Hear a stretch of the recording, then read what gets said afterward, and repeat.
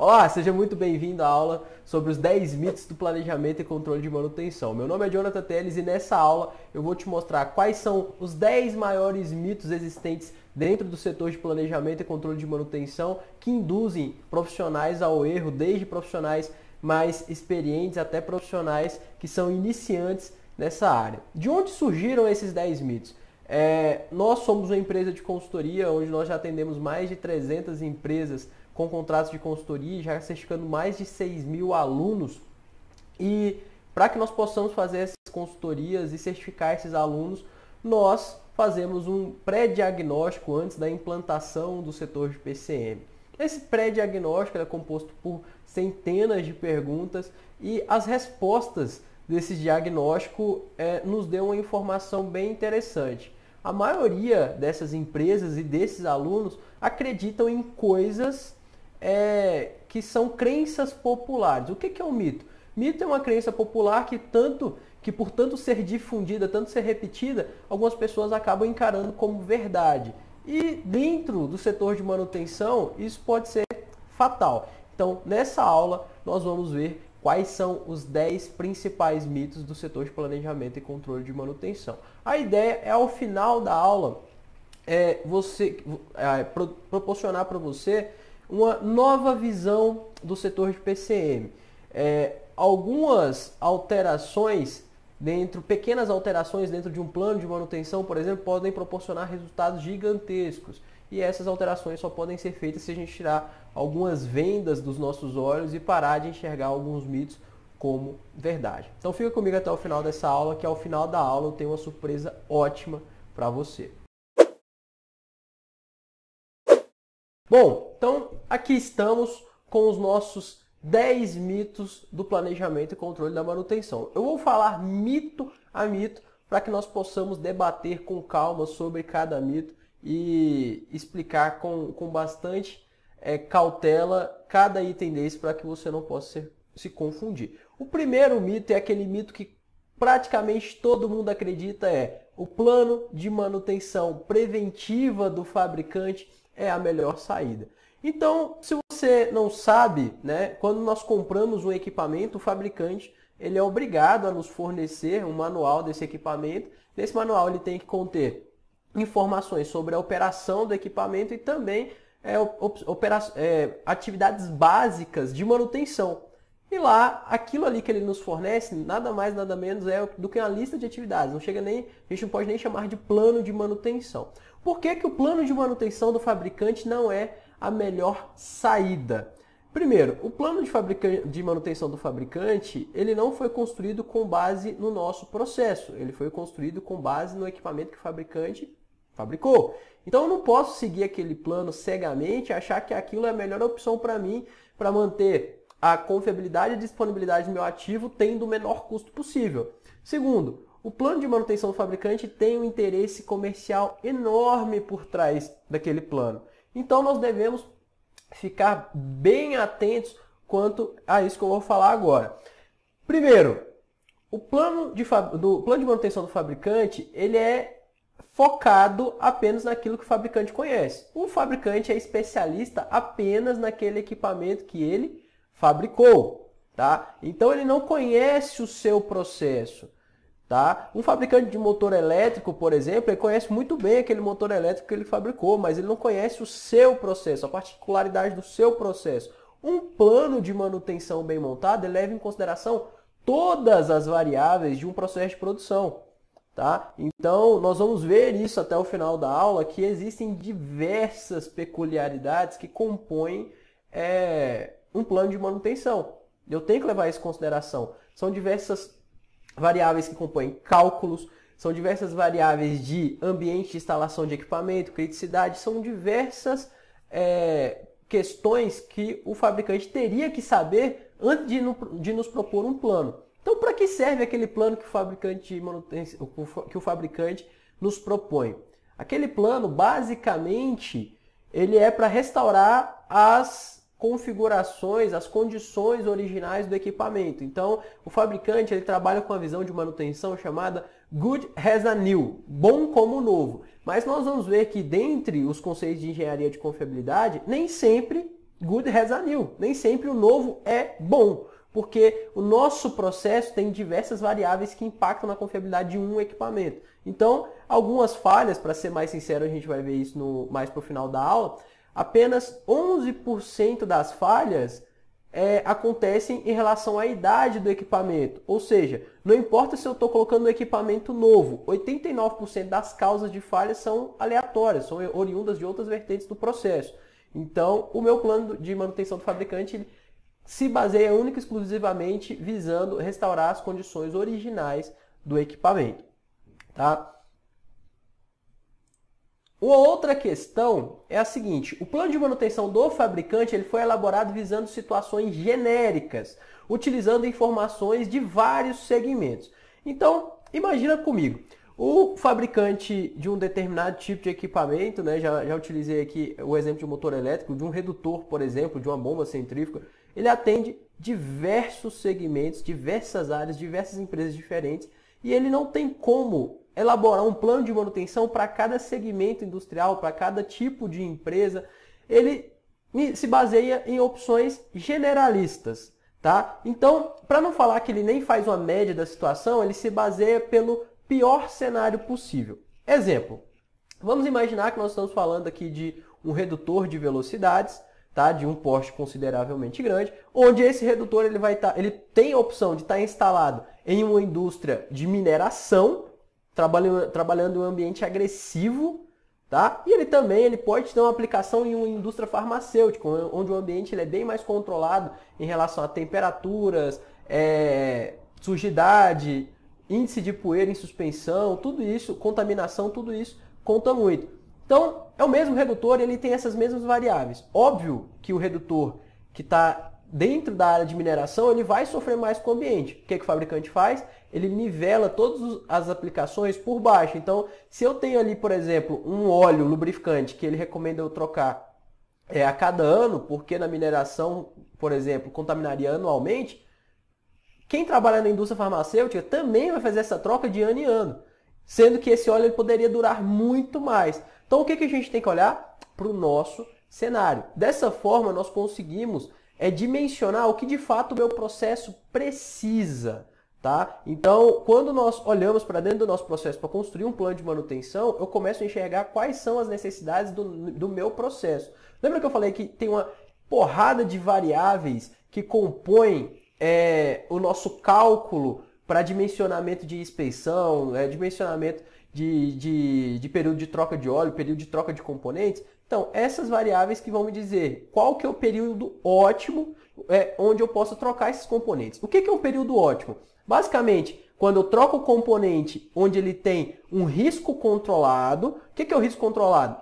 Ele tem uma confiabilidade estabilizada, a menor confiabilidade possível a ponto de desempenhar sua função ainda dentro do processo. Então é isso que eu preciso. Tá? Eu não quero trocar o componente quando ele tem 100% de confiabilidade, porque eu vou estar jogando dinheiro fora, ele ainda está operando. Porém, tem um certo tempo, em função do tempo, a confiabilidade vai caindo, até chegar um determinado momento que ele apresenta risco para mim. Aí eu tenho que saber desses dados para saber qual que é o período ideal de troca. Então, eu tenho que analisar o risco, o custo e qual que é a disponibilidade que eu preciso ter daquele equipamento dentro do meu processo de produção. Então, tudo isso eu tenho que analisar. O fabricante ele não faz esse cálculo para mim, eu tenho que fazer. Ele me dá isso em linhas gerais.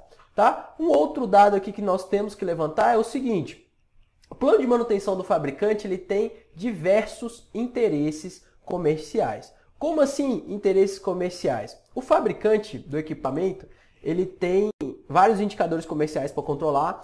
Um deles é um indicador chamado CAC, custo de aquisição do cliente, e o outro é o LTV, Lifetime Value, o tempo, o valor do cliente durante a sua vida como cliente daquela empresa.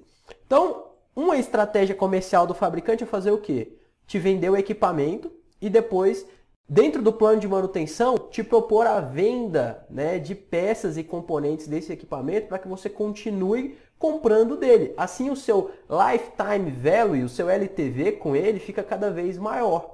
Tá? E o que acontece? Isso é errado? De todo errado? Não, não é. Mas acaba que isso influencia na questão técnica.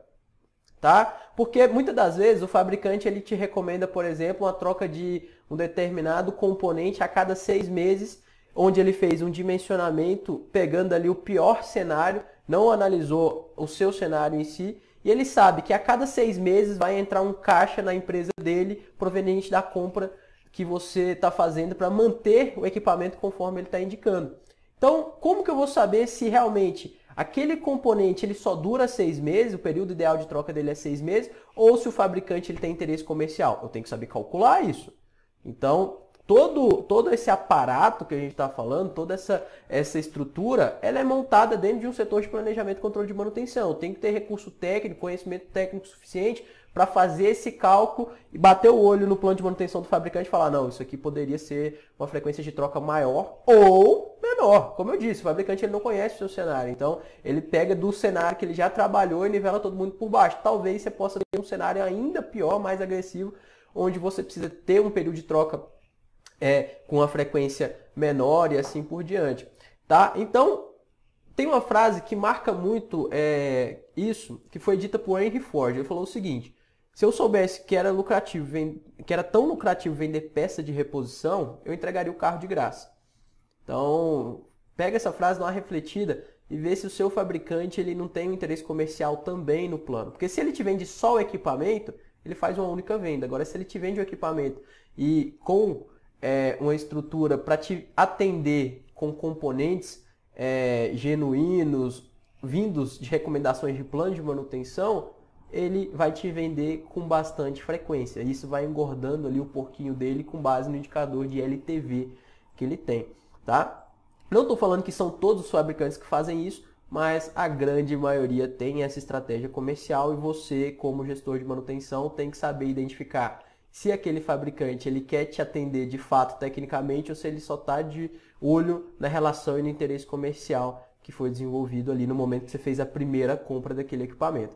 Tá? Então, faça esse levantamento que eu vou te mostrar como você vai fazer isso ao longo da aula. Tá?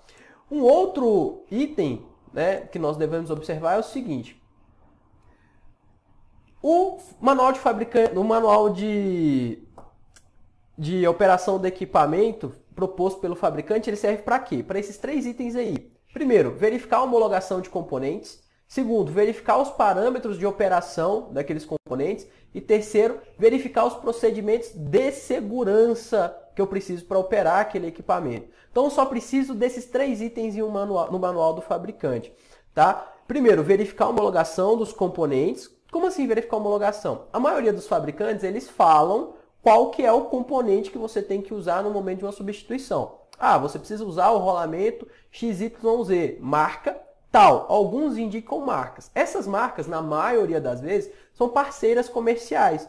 Um fabricante de equipamentos faz parceria com a fabricante de componentes e um indica o outro. O que você tem que fazer? Você precisa seguir a recomendação de marca, de bandeira? Não. Nosso equipamento, ele não olha grife de componente. Nosso equipamento, ele vê quais são as homologações. Então, o que você vai fazer? Você vai pegar aquela recomendação do fabricante, utilizar rolamento XYZ. Você vai pegar esse rolamento, você vai buscar pela ficha técnica desse rolamento e lá você vai ver quais são os testes por qual aquele equipamento passou para receber, aquele componente passou para receber as homologações.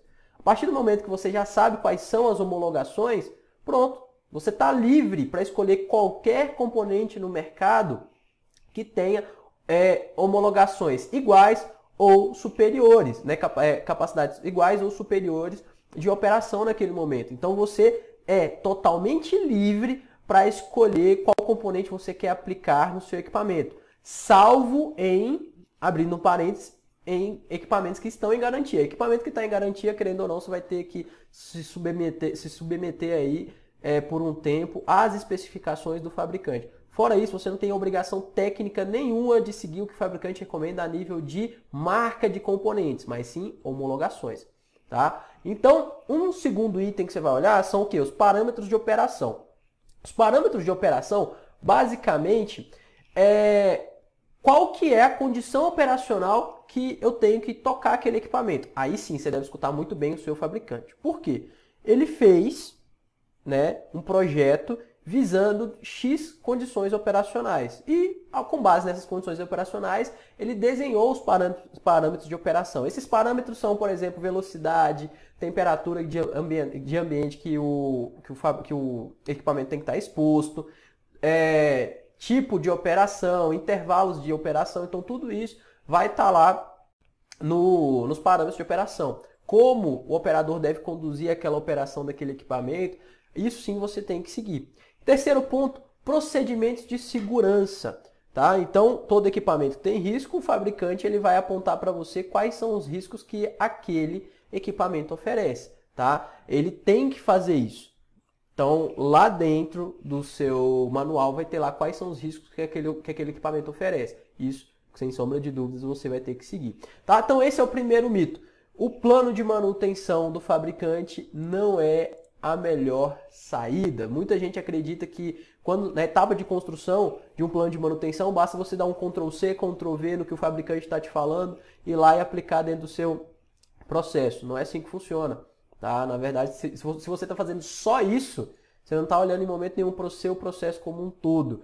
E isso eu posso estar errando em fazer manutenção no período mais propício onde eu gasto menos, fazer manutenção no período onde eu tenho o menor risco, fazer manutenção onde eu tenho a confiabilidade e disponibilidade do meu ativo controlada, onde eu tenho uma mantenabilidade melhor. Então, tudo isso eu tenho que levar em consideração. Tá? Então, o plano de manutenção do fabricante não serve para nada? Não, serve para esses 3 itens que a gente falou. Primeiro, quais são homologações dos componentes? Segundo, quais são os procedimentos de operação? Terceiro, quais são os procedimentos de segurança? É isso que eu tenho que observar.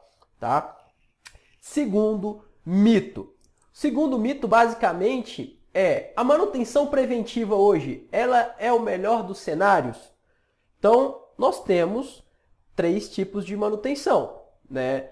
Todo mundo sabe. Se eu for pegar por norma, tá? Se eu for pegar por norma, nós temos aí 3 principais tipos de manutenção, que são o quê? Manutenção corretiva, preventiva e preditiva. Tudo aquilo que deriva, tudo aquilo que vai além desses 3 tipos é estratégia de manutenção, tá? Então, é bom a gente fazer esse parênteses aqui, apesar do público maior já ter contato com a área de manutenção, é bom nós fazermos esse parênteses. Então, imagina o seguinte, a manutenção corretiva é tudo aquilo que acontece antes de uma falha, de uma determinada falha, de uma falha potencial. A manutenção preventiva é tudo aquilo que acontece antes da falha potencial. E a manutenção preditiva é tudo aquilo que acontece depois da falha potencial para que eu possa mensurar essa falha. Então, com base nisso, nós sabemos que nós temos 3 tipos de manutenção. Bom, o que o pessoal confunde bastante? O pessoal confunde bastante a questão de a manutenção preventiva ser sempre o melhor tipo de manutenção para eu manter o meu ativo. Não é bem assim, vocês vão entender o porquê disso. Tá? Eu tenho que saber escolher o tipo certo de acordo com a minha estratégia de manutenção. Então vamos falar de estratégia.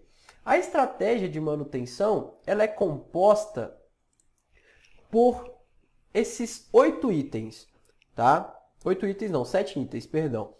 Imagina o seguinte, eu quero que você pare agora, se você já atua na área, olhe para esse slide e tente identificar onde você está nessa escadinha aí. Ó. Nós temos o ambiente reativo, que é o ambiente vermelho, nós temos o ambiente planejado, que é o verde, o amarelo, perdão, e nós temos o ambiente proativo, que é o verde. Eu quero que você observe, nesse momento, onde você está. O que você mais pratica? Manutenção corretiva reativa, programada, preventiva com base no tempo, preventiva com base na condição, preditiva sensitiva e etc. Onde você está aqui nessa escadinha? Tá? Por que nós temos que fazer esse diagnóstico antes da gente passar para o próximo assunto aqui? Tá vendo aqui que na manutenção corretiva reativa você está gastando em média 7 vezes mais? Nessa área aqui, ó, você gasta em média 7 vezes mais. Por quê? Eu vou te explicar isso. Aqui, ó, quem trabalha com preventiva gasta em média 3 vezes mais do que o necessário. Por quê? Quem trabalha com preditiva já está aqui nessa área, está gastando a razão 1 para 1, né? A cada R$1 que eu invisto em manutenção, volta R$1 para mim. Então, estou no meu custo ótimo. Quem está trabalhando dessa linha pontilhada para cima, já pode considerar que a manutenção é investimento. Eu aplico R$1, ele volta R$1,50, volta R$2. Então, eu tenho que saber qual que é o nível de investimento que cada tipo de manutenção, o nível de retorno que cada tipo de manutenção traz para mim. Tá? Então, isso é estratégia de manutenção. Observe o seguinte, não existe eu estar em um ambiente 100% reativo hoje, imagina que você está aqui, ó, bem aqui na pontinha. Não existe eu estar fazendo só manutenção corretiva reativa e eu já tentar aqui implantar uma série de inspeções instrumentadas, preditivas, etc, etc, etc, para pular para esse ambiente aqui. Não vai dar certo. É algo que eu tenho que fazer gradualmente. Se hoje eu tenho corretiva reativa, tem várias causas que me fazem com que eu trabalhe nesse ambiente reativo. Não é só a questão técnica que está envolvida. Não é só um plano de manutenção que eu vou fazer, vou implantar e as coisas vão melhorar do dia para a noite. Quando eu tenho um ambiente reativo a nível de manutenção, ou seja, onde eu só faço corretiva emergencial, toda hora o equipamento me pega de surpresa, toda hora eu tenho paradas de processo, é o equipamento que decide quando que eu vou fazer manutenção ou não, isso é algo já cultural, tá? E cultura é totalmente passível de mudança. Existe processo de melhoria e mudança de cultura. Só preciso enxergar o que faz com que esse meu índice de corretiva seja alto. Óbvio que tem a questão técnica, mas tem todo um planejamento por trás para que eu possa sair desse cenário e chegar no cenário proativo. Então, como a gente pode ver aqui, o que faz com que o primeiro passo para eu sair da corretiva reativa é a corretiva programada. É uma escadinha. Antes de querer correr, eu vou primeiro engatinhar. Depois que eu aprendi a engatinhar, eu começo a andar. Então, eu ando meio cambaleando ainda, depois eu já começo a andar com total sustentabilidade, até que chega um momento que eu já sou capaz de correr. Então, na manutenção é a mesma coisa. Primeiro, eu tenho que ter uma estratégia para fazer uma corretiva com base em programação. Eu vou implantar um sistema onde eu consiga priorizar o que eu posso fazer. Depois, eu vou implantar preventivas com base no tempo. Depois, eu tenho preventiva com base na condição, preditiva, sensitiva, instrumentada, até chegar aqui no melhor dos mundos. Quem está acima dessa linha pontilhada está no padrão de WCM, World Class Maintenance, manutenção de classe mundial. O que isso significa? Se eu tenho uma indústria farmacêutica, por exemplo, e estou em nível WCM, né, falando de manutenção, não vamos confundir WCM da parte de manufatura. Então, se eu tenho WCM a nível de manutenção, eu sou competitivo mundialmente com todas as indústrias farmacêuticas que existem no mundo a nível de manutenção. Ou seja, tudo que eu faço de manutenção é visando redução de custo, aumento de disponibilidade e confiabilidade. Eu encaro a manutenção como outra unidade de negócio. Eu consigo reduzir o meu custo de manutenção a ponto de aumentar lucro, ser competitivo por conta de ter uma manutenção bem estruturada. Isso é ter padrão WCM, tá? Então, para eu sair daqui, tá, e chegar aqui, eu tenho que passar por toda essa escadinha que a gente está falando. Então, falando aquilo que eu comecei no começo do mito aqui. Nós temos aqui a curva PF. Caso você não conheça, a curva PF ela é a representação gráfica da vida útil de um equipamento, tá? Então, a curva PF, basicamente, ela funciona da seguinte forma. Você está vendo aqui, ó, nesse eixo aqui, performance do equipamento, no outro eixo eu tenho o tempo do equipamento. E eu tenho dois pontos característicos que dão o nome à curva, que é o ponto P e o ponto F.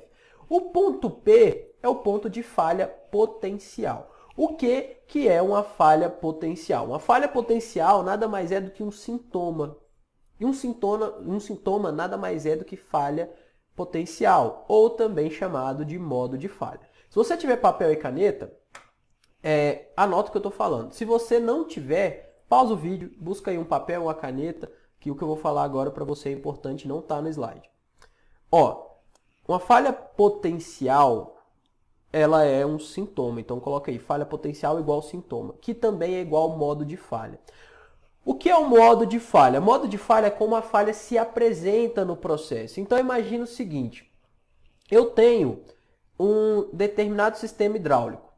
Esse sistema hidráulico tem várias mangueiras, né? Vamos imaginar que lá no pé de um cilindro hidráulico, naquela conexão ali, eu tenho um vazamento em estágio inicial. Esse vazamento, sabe aquele vazamento bem em estágio inicial, que não chega nem a pingar óleo, ele só fica sujo ali a ponta da conexão? Pois é, aquilo é uma falha em potencial. É um sintoma de que tem algo errado com algum dos componentes, seja com a mangueira, seja com a conexão ou com o próprio cilindro. Não era para estar vazando, aquele óleo era para estar dentro do sistema. E outra, se tem algo saindo, tem algo entrando. Se tem óleo saindo, tem sujeira entrando. Eu estou sem vedação naquele momento. Então aquilo é uma falha potencial. Por quê? Vamos voltar aqui para o gráfico. Tá vendo que aqui, mesmo após a falha potencial, eu ainda tenho performance? Meu sistema hidráulico com aquele vazamento, aquele micro vazamento, ele opera. Ele opera normalmente. A questão é que aquela falha ela pode progredir. Quando a falha progride, o que acontece com a performance do equipamento? A performance ela cai. Quando ela cai, ela chega aqui, ó, no estágio de falha funcional. O que é a falha funcional? A falha funcional é quando o equipamento ele não é mais capaz de desempenhar sua função dentro do processo de produção. Então, presta atenção. Eu tenho, no primeiro momento, a falha potencial, que é um sintoma, um modo de falha, anota isso daí. E lá no final, quando o equipamento ele não é mais capaz de desempenhar a sua função, eu tenho a falha funcional. O que é a falha funcional? A falha funcional nada mais é do que aquele vazamento que era em estágio inicial, ele começar a se deteriorar e começar a avançar de uma forma que o óleo vai começar a pingar, o nível do reservatório de óleo vai começar a baixar e o sensor de nível vai atuar, não deixando, por exemplo, o equipamento ligar. Isso seria uma falha funcional, tá? Então, vamos pegar aqui um outro exemplo. Eu tenho um painel elétrico. Esse painel elétrico, eu vou lá, faço uma inspeção e eu encontro ali um disjuntor a 55 graus. Tá? Então, a média de temperatura aceitável para esse disjuntor é 70 graus. Ele está com 55 graus. Todos os outros disjuntores estão na faixa de 40 graus dentro daquele painel. Aquele disjuntor, para mim, então, está em evidência. Tá? A temperatura dele é 20% maior do que os demais componentes elétricos que estão ali. Eu começo a observar, ele está atuando normalmente, e eu vejo que o que está provocando essa alta temperatura é um dos cabos, né, que está com a conexão um pouco folgada. É uma falha potencial. O disjuntor atua normalmente, meu sistema elétrico como um todo ele funciona normalmente.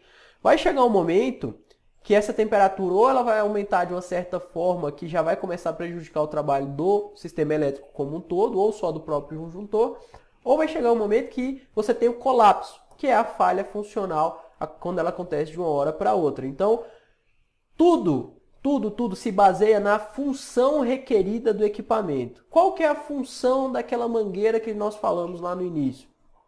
Eu tenho que citar a função dessa mangueira para saber se eu tenho falha naquela mangueira ou não. Quando eu tenho uma falha, essa falha ela compromete função? Ela interrompe a função? Se a falha interrompe a função, é uma falha funcional. Se a falha não interrompe função, é uma falha potencial. Ou seja, é um sintoma de que algo lá na frente vai acontecer, que é a falha funcional. Então, voltando para cá, para o gráfico, nós vemos essa cena aqui, ó. O melhor momento para eu intervir é quando eu já conheço a falha potencial. Tá? Então, quando eu já conheço, já sei o meu ponto de falha potencial, é o melhor momento para intervir. Por quê? Se eu ficar aqui, ó, muito antes da falha potencial, tentando intervir muito antes da falha potencial, o que acontece? Esse é o meu custo de manutenção. Tá? Essa linha aqui é o meu custo... Essa linha aqui, ó, é o meu custo de manutenção, a linha vermelha. Se eu atuo muito antes da falha potencial, eu estou fazendo o quê? Eu estou jogando peça boa fora. Tá? Por quê? Eu ainda não tenho nenhum sintoma. Imagina o seguinte, eu vou trocar um componente igual o fabricante estava me recomendando, a cada 6 meses. Vou lá, vou trocar. Se eu não olhar para a condição daquele componente, pode ser que em algum momento eu realmente esteja trocando com ele aqui, ó, muito próximo da falha potencial, ou vai ter momento que eu vou estar trocando aqui. Porque a confiabilidade dos componentes a maioria delas não tem função relacionada ao tempo. O índice de falha, perdão, não é relacionado ao tempo. Vocês vão entender isso daqui a pouco. Então, a causa da falha ela pode acontecer por vários motivos aleatórios. Então, o melhor momento para intervir é esse aqui, ó. Porém, o que é mais fácil? Tentar acertar o olho da mosca sem nenhum sintoma evidente para mim? Ou, depois que eu já tenho a falha potencial e também já tenho aqui ó, uma performance ainda alta, essa falha está em estágio inicial, identificar essa falha e agir? Óbvio que é depois, porque a manutenção não tem bola de cristal. Quando a gente pega uma preditiva, por exemplo, qual que é a função da preditiva? Predizer a falha potencial. A falha potencial já existe, a minha performance ainda é alta, eu consigo, através, por exemplo, de análise de vibração, identificar a falha potencial, vibração, elevação anormal do índice de vibração. Então, o que eu vou fazer? Eu vou monitorar os meus sintomas. Então, anota aí para mim agora, no seu papel que você pegou, 4 sintomas. Tá? De falha de equipamentos mecânicos, por exemplo. Então nós temos aí vibração, temperatura, ruído, tá? Nós temos vazamentos, tudo isso são sintomas. O que eu vou fazer? Cada técnica de preditivo ela vai monitorar um sintoma. Então, se eu sei que aqui, quando eu tenho essa falha potencial, um sintoma que o meu equipamento me dá é elevação do nível de vibração, o que eu vou fazer? Começar a monitorar o nível de vibração. Dessa forma, se a falha aumenta, eu vou conseguir pegar. Se a performance reduz, eu também vou conseguir pegar. Tudo isso ainda em estágio inicial. Tá? Então, por que o meu custo é tão alto? Vamos fazer aqui vou mostrar para vocês um exemplo prático disso. Tá? Então, esse estudo aqui é um estudo que eu recomendo todo mundo que trabalha com manutenção ler com calma, tá? Ele tá aqui, ó, fonte Ball and Roller Theory, que vem desse livro aqui, ó, escrito por John Wiley, tá? Isso é de 1985. John Wiley, ele é ainda, não morreu, uma das maiores autoridades existentes no mundo sobre equipamentos rotativos. O John Wiley, ele é um professor de Oxford. Então hoje ele fica lá dentro do laboratório fazendo a maior parte do tempo pesquisa e desenvolvimento desse tipo de estudo. O que ele fez? Ele pegou 30 rolamentos idênticos, tá? 30 rolamentos 6309 idênticos e colocou os 30 para operarem ao mesmo tempo, tá? Partindo do mesmo ponto de operação, onde as condições eram completamente controladas. Rotação, temperatura, pressão, alinhamento. Era uma bancada de testes desenvolvida para esse estudo, onde o ambiente era 100% controlado. Qual que era o objetivo do estudo? Ele queria entender qual que era o ponto de falha de cada rolamento. Porque, afinal, vamos entender se realmente o tempo contribui para uma falha no rolamento. Já que os 30 rolamentos eram novos e os 30 estavam partindo da operação no mesmo período, a ideia é que se eles tivessem influência do tempo, eles iam falhar em períodos muito próximos. Tá? E o que o estudo mostrou pra gente? O estudo mostrou pra gente o seguinte, ó. Aqui eu tenho os 30 rolamentos, aqui embaixo. E aqui eu tenho o número de voltas que cada rolamento ia dar. Você pode perceber o seguinte, ó. Teve rolamento que não deu nem 10 milhões de voltas, ó.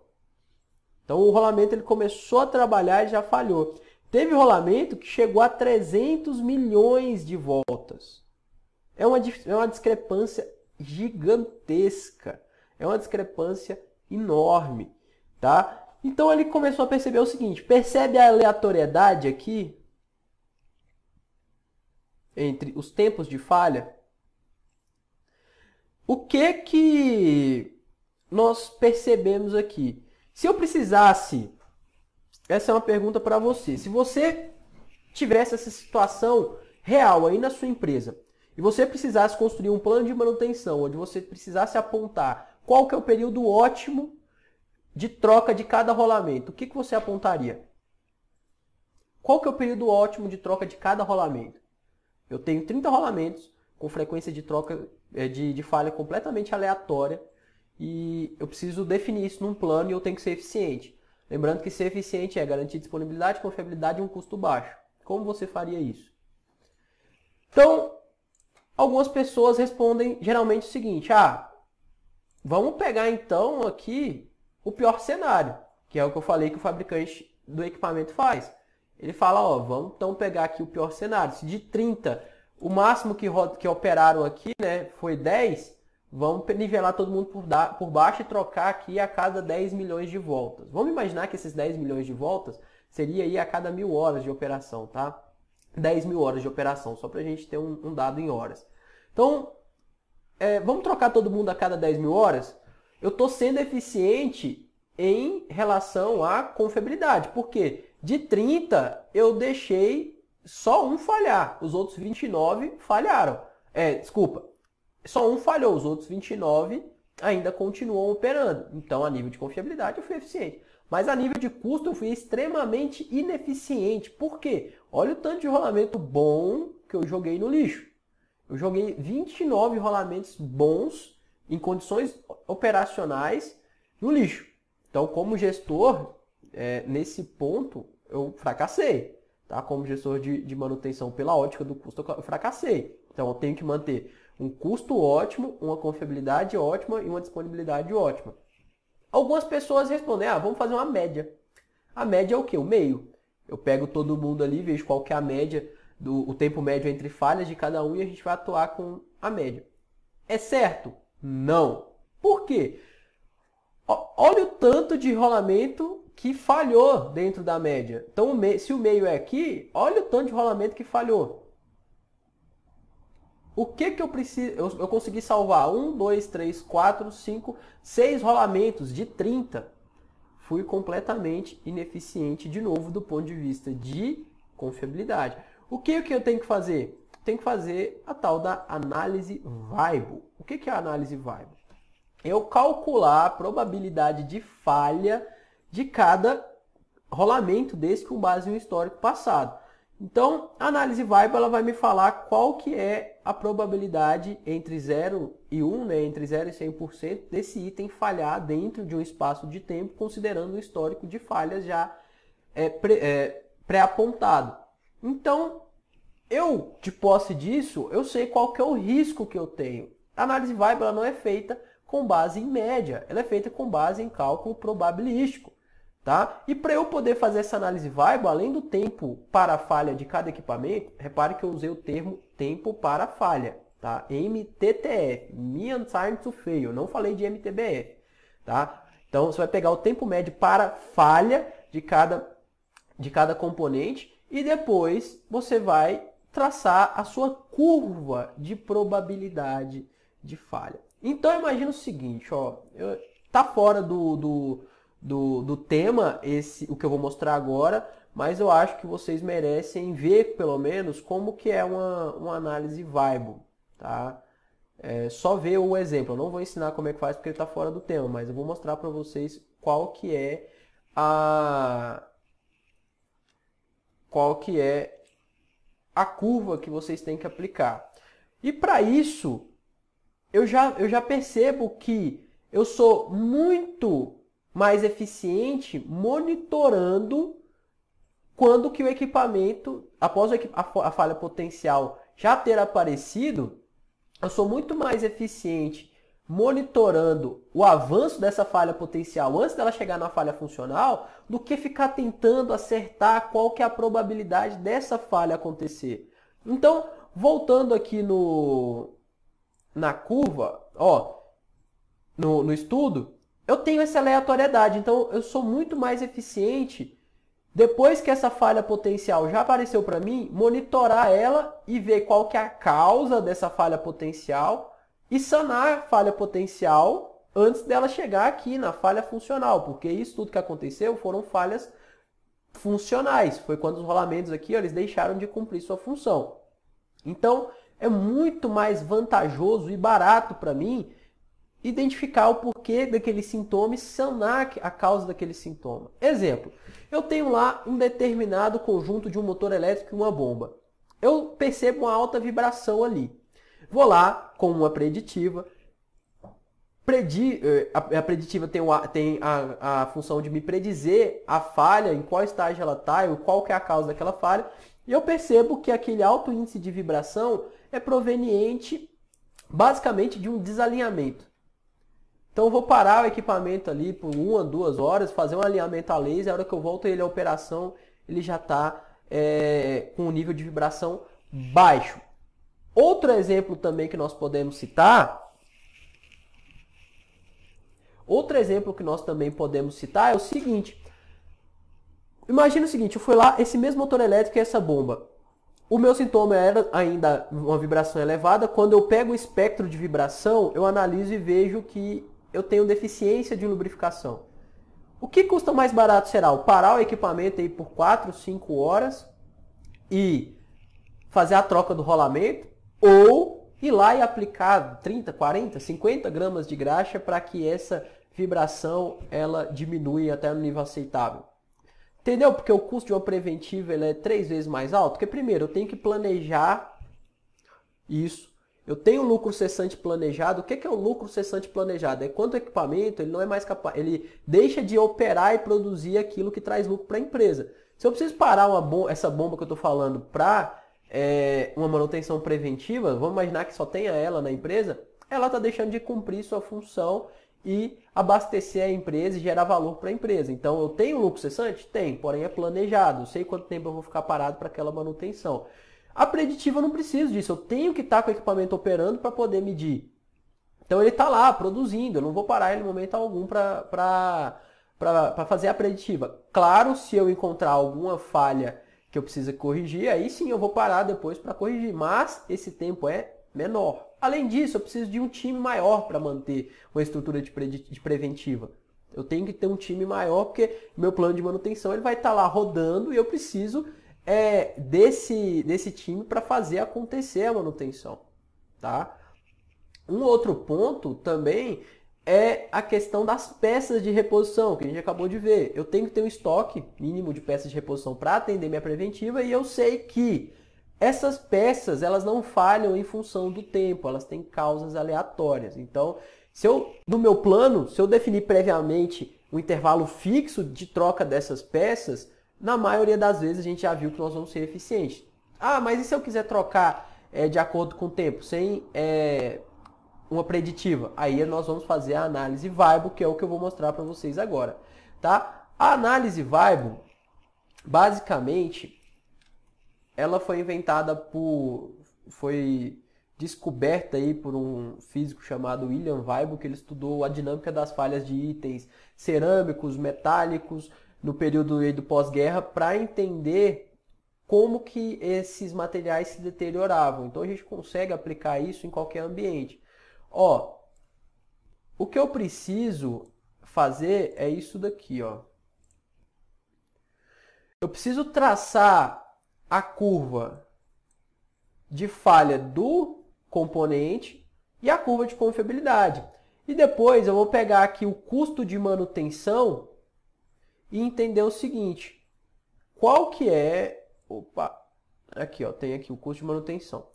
Qual que é o período ideal de troca desse componente em relação ao meu custo total? Então aqui, ó, o meu componente a 1000 horas de operação...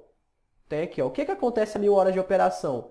Eu tenho uma probabilidade de falha de 0% e uma confiabilidade aqui, ó, de 0%. Então, se eu fizer uma preventiva aqui, ó, o meu custo é lá em cima. Por quê? Eu vou estar jogando peça boa fora. E a minha corretiva, o custo é praticamente nulo porque o item está novo. Acabei de implantar na máquina, acabei de instalar na máquina, então a probabilidade de falha dele é muito baixa, é 0. Então não tem o custo de corretivo. O que acontece quando o tempo vai passando? O custo de corretivo em função do tempo aumenta, o custo de manutenção preventiva em função do tempo diminui. E o que eu tenho que achar? O ponto ótimo. O ponto ótimo é onde eu tenho o menor custo total. Ó. O meu menor custo total aqui, nesse caso, são 11.000 horas. Então, aqui, ó, lembra que eu falei que eu tenho que atuar onde eu tenho a maior segurança? Ó? Nessa tabela, ela está falando para mim, ó, o tempo de operação futura, né? E aqui, eu tenho a probabilidade de falha, a confiabilidade, e aqui eu tenho, ó, o meu custo de preventiva, o meu custo de corretiva e aqui o meu custo total. Tá vendo que aqui eu tenho, nessa última célula, o menor custo total possível de todos os tempos, ó. Para baixo, o meu custo é maior. Para cima, o meu custo também é menor. Então, aqui, em função do risco, o que é o risco? Probabilidade de falha. Então, em função da probabilidade de falha, a cada 15 mil horas, eu troco aquele componente. Por quê? A cada 15 mil horas, a minha probabilidade de falha é de 12%, e o meu custo é o menor de todos, ó. Se eu for pegar aqui, o meu custo aqui, ó, o menor de todos é 0,70. 0,77 aqui, né? Então, o que é isso? É o meu custo por unidade de tempo. Então, a cada hora eu gasto 0,70 centavos para poder operar. Tá? Então, essa é a análise VIBE. Se eu quisesse trabalhar com preventiva de forma certeira, eu tinha que fazer isso. Então, se você não fez esse trabalho com base em parâmetros de beta e alfa, se você não fez a regressão linear do seu componente aqui, se você não fez todo esse cálculo probabilístico, tá? Se você não calculou isso aqui tudo, a única coisa que você está fazendo é seguir o intervalo médio, aí um número mágico que a gente não sabe de onde saiu, e isso vai se refletir em ineficiência. Por quê? Como você não conhece a probabilidade de falha do componente, você nunca vai saber qual que é o período ideal de troca. Então, se você tem um plano de manutenção funcionando dessa forma hoje, e seu índice de corretiva é alto, tá aí a resposta. Tá? Você teria que estudar a probabilidade de falha de componente por componente e entender se realmente o seu plano vai ir de encontro com aquela probabilidade que você encontrou. Então, eu conheço a probabilidade de falha, assim eu conheço o risco, eu faço o cálculo do meu custo de manutenção por unidade de tempo, ou seja, ali a gente estava gastando 0,70 centavos com manutenção por hora operada do ativo, e dessa forma eu consigo apontar qual que é o intervalo de troca melhor em relação a risco, custo, e também ter ali um parâmetro ótimo para a gente atuar. Tranquilo? Então, o próximo mito que nós vamos ver, que também boa parte do pessoal acredita, é o mito de que tudo que nós vamos fazer... Cadê? Deixa eu pegar aqui. Ó, o mito de que tudo que eu vou fazer em relação à manutenção é igual. Então, se eu tenho os equipamentos iguais, todos os planos de manutenção também serão iguais. Esse é um dos maiores mitos que nós vemos por aí e é um dos mitos que nós mais tentamos combater. Por quê? Imagina o seguinte, ó, você está vendo aí esse exemplo, nós temos diversos motores e bombas exatamente iguais. O fato da forma construtiva do equipamento ser igual, ser idêntico ao outro, não significa que o plano de manutenção também vai ser igual. Qual que é o maior erro que o pessoal comete? Dá um Ctrl+C, Ctrl+V no plano de manutenção de um equipamento. Então, eu tenho aqui 20 motores iguais, eu vou fazer o plano de manutenção só para o primeiro e copio para todos os outros. Não vou fazer isso. Por quê? Eu tenho que conhecer aquelas variáveis que eu falei desde o primeiro mito. Então, vamos imaginar aqui essa situação hipotética. Ó. Imagine que nós temos esse determinado processo de produção. Imagina que você é gestor responsável por esse determinado processo de produção. Esse processo ele tem diversos motores elétricos, né? Então, você tá vendo aí que esse processo ele tem diversos equipamentos. Então, vamos pegar aqui como exemplo esses robôs aqui. Ó.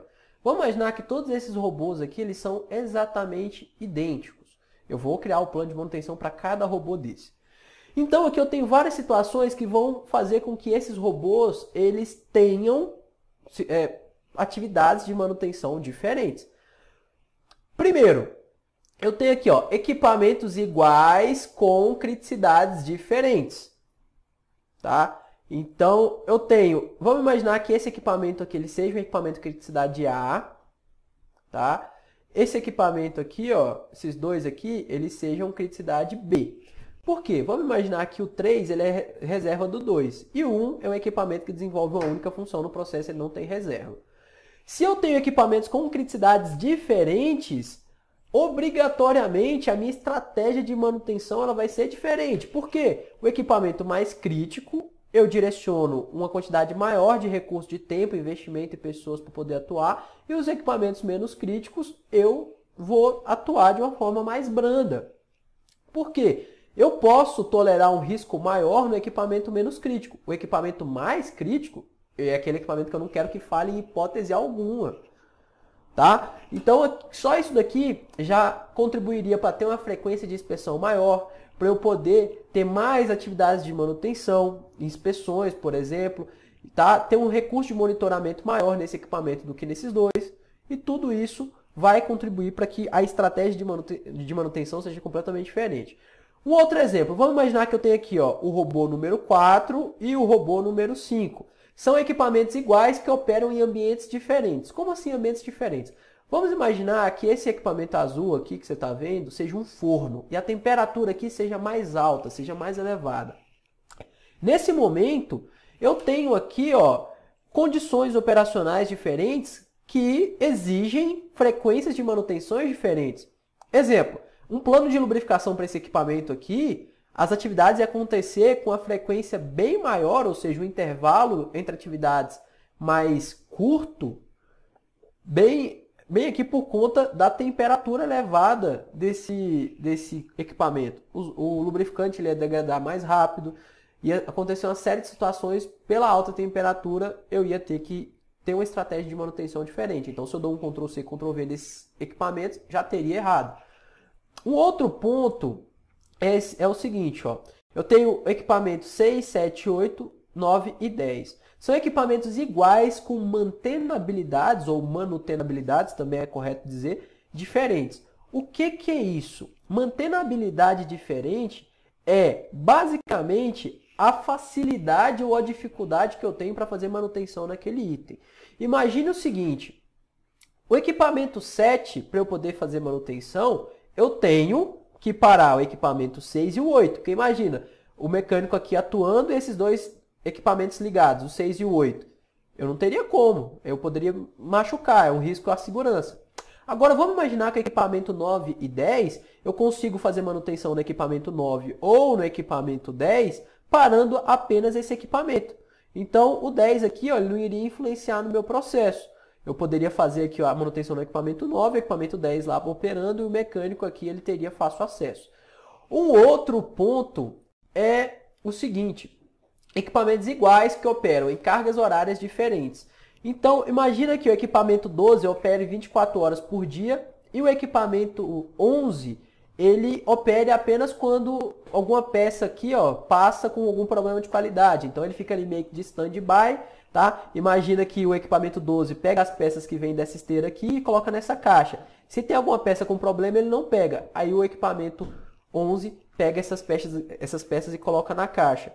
Então, eles operam em uma carga horária diferente, que obviamente vai contribuir para o meu plano de manutenção ter frequências diferentes. Então, se eu não levanto essas informações previamente, eu tenho um plano de manutenção completamente subjetivo.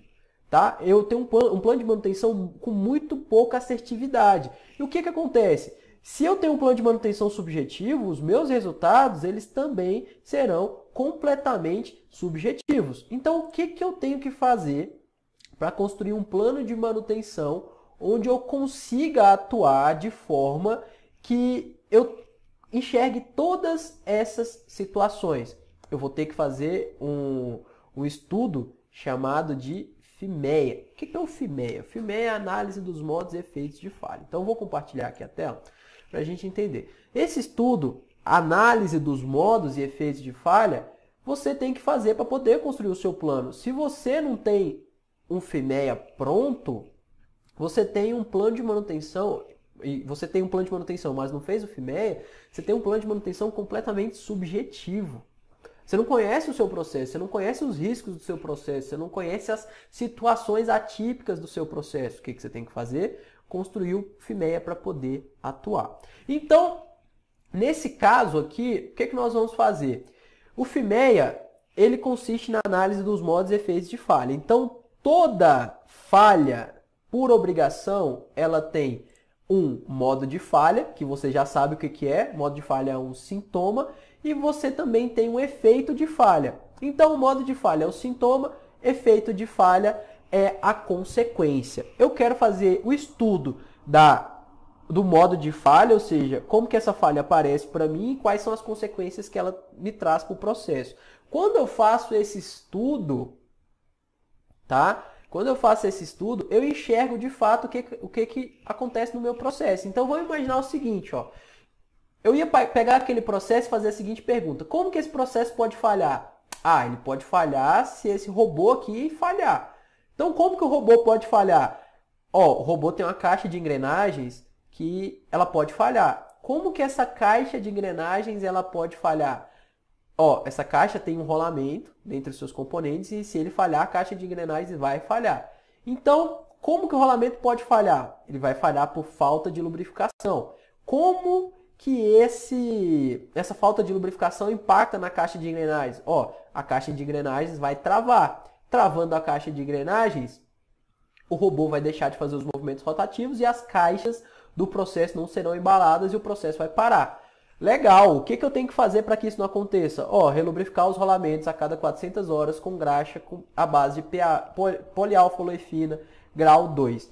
Entendeu? Então, eu tenho que fazer essa análise, isso aqui foi um exemplo simples que eu dei, para entender qual que é o risco que compromete o meu processo, o que faz com que o meu processo entre em colapso, o que pode provocar esse colapso, e eu vou lá e defino a ação para não deixar aquilo acontecer. No caso, a gente viu que, por conta de um rolamento, eu podia parar um processo inteiro. O que eu vou fazer? Não deixar essa falha acontecer. Então, depois que eu faço o FIMEA, basicamente, eu tenho que apontar aqui algumas considerações. Esse é um exemplo de um FIMEA. O FIMEA é algo bem simples da gente fazer. Eu vou lançar ali, ó, equipamento, função do equipamento, componente, modo de falha, efeito de falha, causa da falha, sintoma, severidade, ocorrência, severidade, detecção e calcular o RPN daquele meu ativo, daquela minha falha, perdão. E definir a ação corretiva. Então, o que é o RPN? Tá? O RPN nada mais não está aqui no slide, mas eu vou explicar para vocês. Tá vendo que aqui, ó, eu tenho o índice de ocorrência, severidade e detecção? Através de uma tabela, tá? Eu tenho o índice de ocorrência entre 1 e 10, o índice de severidade de 1 e 10 e o índice de detecção de 1 e 10. Aqui, ó, eu tenho o RPN. O que é o RPN? Risk Priority Number. Então, eu vou pegar aqui um bloco de notas para mostrar para vocês, tá? Então, eu tenho aqui, ó, vai anotando aí. Eu tenho uma tabela que vai me posicionar previamente o meu índice de ocorrência, severidade e detecção de 1 a 10. Eu vou dar uma nota de 1 a 10. O meu RPN é o meu número de prioridade e risco. É o indicador que me fala qual que é o risco médio do meu processo. Então, o RPN, Risk Priority Number, ou seja, número de prioridade e risco,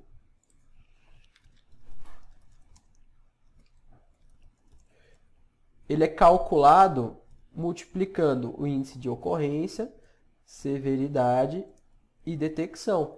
E de onde vem o dado de ocorrência, severidade e detecção? É uma tabela que você vai construir para o seu processo apontando, ó, se essa falha aqui ela acontece a cada ano, o meu índice vai ser 5. Se essa tabela acontece a cada 7 anos, meu índice vai ser 2. Entendeu? Mas como que eu vou construir essa tabela? Essa tabela você vai construir com base normativa. Uma das normas é a IMCA 0166A.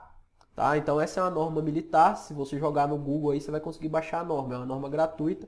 Onde lá na norma ela fala para você, fala, ó, O seu índice de ocorrência, ela fala para você como que você vai montar a tabela, né? Como você deve montar, quais são as diretrizes. E com base no seu processo, você vai montar essas notas entre 1 e 10. Onde, para ocorrência e severidade, 1 é o pior cenário, 10 é o melhor cenário. Para detecção, 1 é mais fácil de acontecer, de você detectar, e 10 é mais difícil de você detectar. Então, você vai pegar aqui, ó, tabela do índice de ocorrência, severidade e detecção, dá uma nota para cada falha, tá vendo? Ó? Então, para eu dar essa nota, eu analiso o seguinte, a ocorrência, eu analiso a falha, porque o que vai acontecer? A ocorrência, o que acontece no processo é a falha. Então, qual que é a chance da falha acontecer? A detecção, eu analiso com base no modo de falha. E a severidade com base no efeito de falha. Então, eu analiso a chance da falha acontecer, a chance de eu detectar aquele modo, o quão fácil é detectar aquele modo, e o quanto aquela consequência, aquele efeito é prejudicial para mim, através da severidade. Multiplico um pelo outro, eu encontro o RPN. Tá? Então, basicamente, é esse estudo que eu tenho que fazer. Então, pausa o vídeo, anota isso daqui que eu acabei de falar, tá? Deixa eu ver se eu consigo... O bloco de notas não deixa a gente aumentar a fonte, mas eu acho que dá para você ver aí tranquilamente, né? Índice de ocorrência, severidade de detecção, falha, modo de falha, efeito de falha, RPN, aqui é uma das normas. Por que uma das normas? Tem várias normas de FIMEA, tá? Várias normas. Então, uma outra norma que também fala de FIMEA, a norma não é só sobre FIMEA, mas ela também fala, é a IEC 60311. Já essa norma ela não é gratuita, tá? Ela é uma norma paga. Se você quiser ter acesso a ela, você vai ter que pagar para o órgão, que é o IEC. Então, lá ela tem o segundo capítulo, se eu não me engano, que é sobre FIMEA. Então, ela também fala praticamente a mesma forma de se fazer um FIMEA. São várias e várias formas de normas que falam sobre o FIMEA. Por quê? O FIMEA, eu posso fazer FIMEA de processo, que é esse que a gente está falando, FIMEA de produto, FIMEA de projeto. Então, tudo tem aplicação e demanda para FIMEA. Essa que a gente está falando aqui é a FIMEA de processo. Bom, um outro ponto que nós vamos elencar aqui, depois que o meu FIMEA está lá pronto, eu vou definir as ações de manutenção. As ações de manutenção, elas têm que responder essas três situações. Ó. Primeiro, eu tenho que ter ações que eliminem a possibilidade da falha funcional ou diminuam ao máximo a sua chance de ocorrência. Tá? Eu tenho que ter essa ação. 2, ações que detectem a falha em estágio inicial ou aumentem a sua chance de detecção.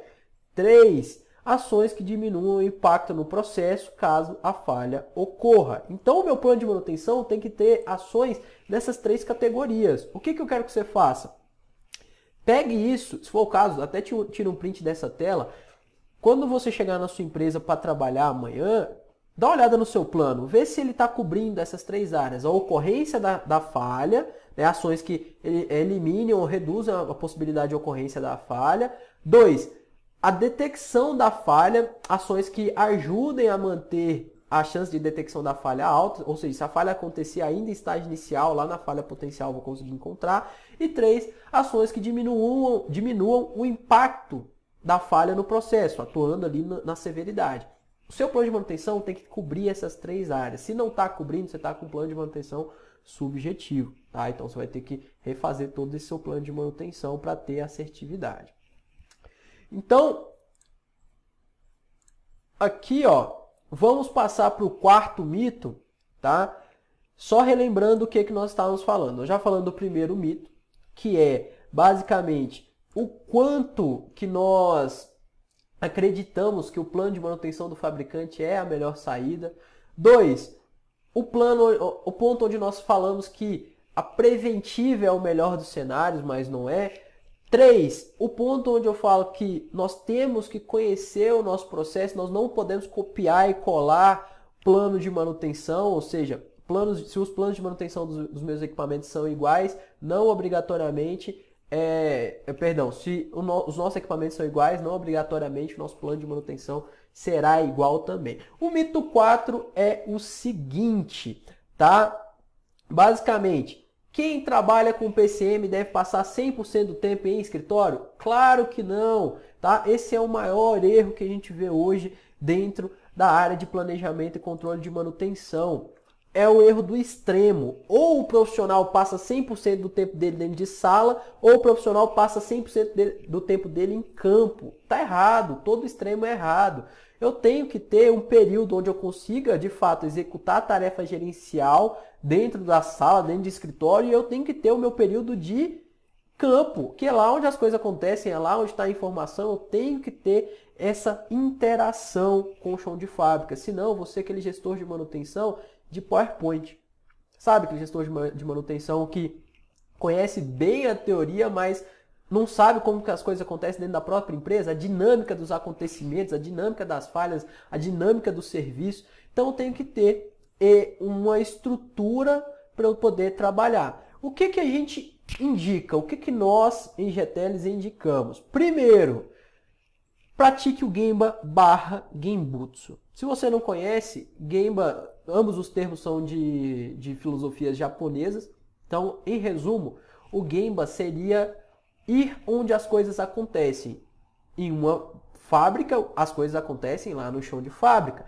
Num hospital, as coisas acontecem na área hospitalar, lá no centro cirúrgico, na emergência. Numa área de logística, as coisas acontecem no galpão logístico. Então, você tem que ir onde as coisas acontecem dentro da sua empresa. É lá que você vai ter informação de qualidade, é lá que você vai estar próximo ao seu time, próximo à sua equipe, entender como as coisas estão acontecendo e pegar a informação quase que em tempo real para saber se de fato o seu planejamento está sendo bem feito. Aquele serviço que você executa, que você planeja, como que a equipe executa? Você já foi em campo ver dificuldades do pessoal? Já foi em campo ver como que você pode melhorar? Já foi em campo ver quais são os riscos que as atividades que o pessoal anda executando, quais são os riscos presentes ali? Você tem que ir para o chão de fábrica, tá? Genbutsu, entender o fenômeno. Então vai para o chão de fábrica, só sai dali quando você entender o que de fato está acontecendo. Tá? Isso é muito importante para você poder pegar principalmente empatia com o seu time. Por quê? É natural você ter dentro de uma equipe de manutenção pessoas aí com diversos níveis de experiências diferentes. Eu tenho 10 anos de experiência, 20 anos de experiência, 30 anos de experiência. Vão ter pessoas lá dentro que têm mais tempo de experiência do que você tem de vida. E pode ser que tenha uma certa resistência de seguir algo que você está indicando, um serviço que você planejou, fazer uma atividade que você está recomendando. Enquanto você está em campo, entendendo como as coisas acontecem, vendo a dificuldade da equipe, ajudando a solucionar problemas, eles começam a te ver como, de fato, um membro do time. Tá? Então, o nome disso, se você for parar para pesquisar depois, se aprofundar nesse tema, é tribalismo. Tá? Eles começam a te ver, de fato, como membro do time. Antes você era um membro de uma mesma equipe, mas não era parte do time. Quando você começa a gerar esse respeito e empatia dentro da sua equipe, as recomendações começam a ser aceitas mais facilidades, porque é um membro do time que está passando essa recomendação. Então você começa a contribuir com o pessoal, o seu respeito, o respeito que o time tem por você tecnicamente falando começa a aumentar, você começa a entender como você pode ajudar e de fato as coisas fluem melhor.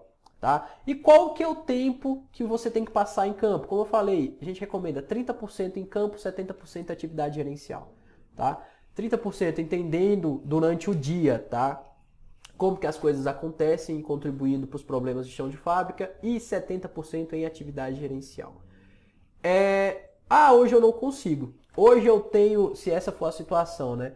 Hoje eu tenho aí um monte de coisa para fazer, ordem de serviço para dar baixa, mexer com planejamento, eu não consigo sair da minha sala para nada. Primeiro, você tem esse tipo de rotina, tem algo muito errado com o gerenciamento da sua rotina.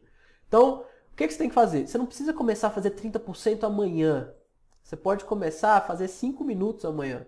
Depois você aumenta para 7, depois você aumenta para 10, depois você aumenta para 15. Vai chegar em um momento que você vai ter aí 30% do seu tempo produzido em chão de fábrica, tá? Pega o hábito de dar, a gente chama, em chão de fábrica, geralmente a gente chama esse ato de volta olímpica.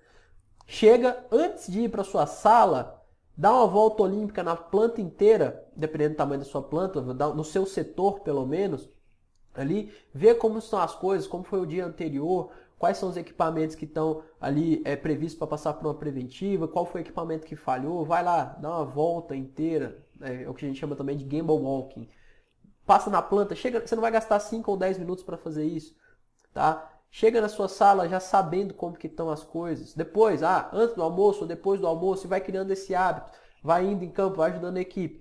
E dessa forma, até que vai chegar um momento que você vai ter 30% do seu tempo tomado por produção acontecida em chão de fábrica. E 70% do seu tempo você mantém ali em reunião, atividade de planejamento, itens que precisam que você de fato fique ali dentro do setor de PCM. Se você é iniciante, eu já recomendo você fazer quanto mais tempo você conseguir passar no chão de fábrica sem atrapalhar a sua atividade de planejamento, melhor. Se você não tem um conhecimento técnico alto, se você não tem muita experiência, cara, você tem que estar no chão de fábrica. Você tem que ir para o campo, você tem que sujar a mão de graxa praticamente. Não necessariamente precisa atuar na manutenção, mas você tem que estar lá, ver as coisas acontecendo. Para você ter um nível técnico de discussão com a sua equipe, pelo menos pareado e não ficar refém de nenhum tipo de conhecimento. Tá? Então esse é o quarto mito que muita gente acredita que se o cara é de PCM, ou ele tem que estar 100% do tempo em escritório ou 100% do tempo em chão de fábrica. Qualquer extremo é errado.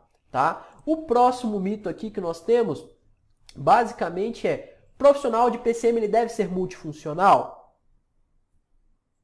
Hoje, uma grande discussão que acontece nos nossos grupos de alunos, né, no WhatsApp, nós temos uma comunidade muito grande de alunos, são cerca de 6 mil alunos, e a gente divide esse pessoal todo em grupos de WhatsApp para promover o networking e ter discussão onde a gente só consegue enxergar esse tipo de coisa dentro dessas discussões. O profissional de PCM, ele deve ser multifuncional? Será? Na sua opinião, o que você acha? Sim ou não? Então vamos entender o que de fato é multifuncionalidade, né? Então o pessoal acha que multifuncionalidade é a mesma coisa que polivalência. Não confunda multifuncionalidade com polivalência. O que é o profissional multifuncional? É o profissional que faz várias coisas além daquilo que é a sua função. O profissional polivalente é aquele profissional que sabe fazer várias coisas dentro da sua própria função. Então veja que são coisas completamente diferentes. Profissional que faz várias coisas além da sua função, profissional que faz várias coisas dentro das suas funções. Tá? Exemplos, vamos pegar alguns exemplos aqui. Atividade, planejador de manutenção realizando cotação de peças e serviços. Quem que deve fazer isso? Comprador, suprimentos. Planejador, ele dá a descrição técnica, quem corre atrás desse tipo de coisa é o comprador. Eu sei que na sua rotina você faz isso, eu sei. O processo te leva para isso, tá? Então, é normal que se você não tem um ambiente estruturado, você vai fazer coisas que outras pessoas deviam fazer.